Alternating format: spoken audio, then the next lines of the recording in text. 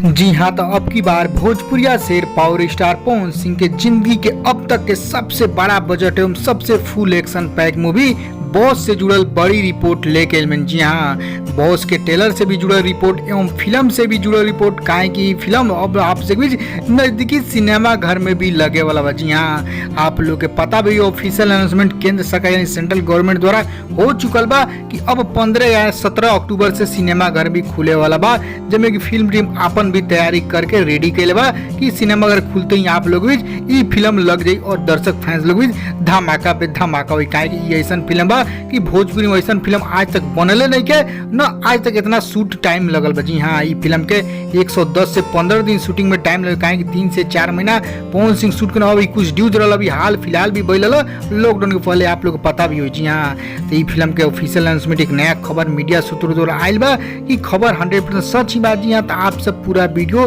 अंत तक देखी, सारा कुछ जान से डिटेल साथ आके ट्रेलर कबले आ सकता और फिल्म कबले रिलीज हुई आपके सिनेमाघर में, जो की बड़ी खबर बा। ट्रेलर और फिल्म दोनों, जी हाँ, दोनों रिपोर्ट लेके बनी। तो कहले उससे पहले एक और रिक्वेस्ट करें आपसे के यदि आप भोजपुरिया आर्यन चैनल पर नया बानी तो जुड़ जाए, सब्सक्राइब कर ली और एक घंटी की आप जो दबा दी। जी हाँ, तो चल जाओ दर्शक फैंस लोग बता दी नया हम तो ताजा रिपोर्ट की फैंस लोग भी जाने लगा बहुत उत्सुक गुलो। जी हाँ, तो ट्रेलर अब आपसे भी बहुत जल्द रिलीज हो गया बा। ट्रेलर के भी रिपोर्ट बने पहले आपसे फिल्म के रिपोर्ट जानी फिल्म। जी हाँ, तो फिल्म कहल जाओ 15 या 17 अक्टूबर से सिनेमाघर खुले बा, कहीं सेंट्रल गवर्नमेंट का ऑर्डर बा कि 15 या 17 अक्टूबर से सिनेमाघर खुल। जी हाँ, जैसे ही सिनेमाघर खुली होकर पवन सिंह के तो दो फिल्म पड़ल बाटे, काहे कि घातक ट्रेलर भी आ चुकल बा, घातक फिल्म भी रिलीज हो गल बा और पवन पुत्र तो एक सप्ताह रिलीज भेल होली के टाइम, जैसे लॉकडाउन लगा वैसे उनके बंद कर। जी हाँ, तो पवन सिंह दोनों फिल्म पड़ल बा।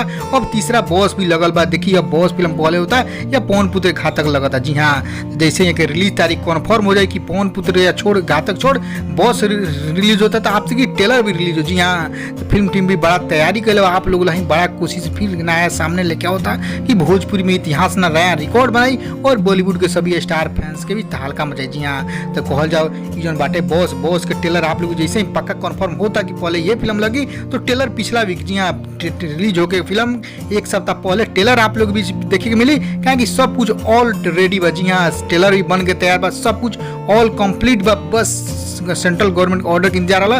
अब वो ऑर्डर गवर्नमेंट के आदेश मिल चुकल, तो अब देखी कौन फिल्म फिल्म टीम अपन मिल के मीटिंग करी कि कौन फिल्म लगाओ जब पवन पुत्र घातक या बॉस वैसे ही आपसे भी ओकरा से एक सप्ताह पहले ट्रेलर भी रिलीज हो। जी हाँ, तब घातक के आप लोग कौन फैंस चाहतनी घातक या बॉस या पवन पुत्र जरूर कमेंट करके बताएं। वह फिल्म आप लोग की डिमांड पे फिल्म टीम की कोशिश रही कि लगावे लोग। जी हाँ, तो आप लोग बेस्ट फैंस लोग ये नया रिपोर्ट बताओ जरूर लगे सिनेमा खुले तब पवन सिंह पे ना फिल्म लगी। अब देखिए बॉस लगी तो ओकरो रिपोर्ट पोस्टर के साथ बताओ ले कि कौन तारीख रिलीज और ट्रेलर के भी रिपोर्ट बस समझ जाई। अगर बॉस फिल्म लगा था पिछला वीक में यानी एक सप्ताह पहले ट्रेलर भी देखेंगे मिली। जी हाँ, तो सब कुछ रेडी बा। तो खबर लाइक शेयर करें सभी फैंस लोग जान लो बॉस के भी रिपोर्ट।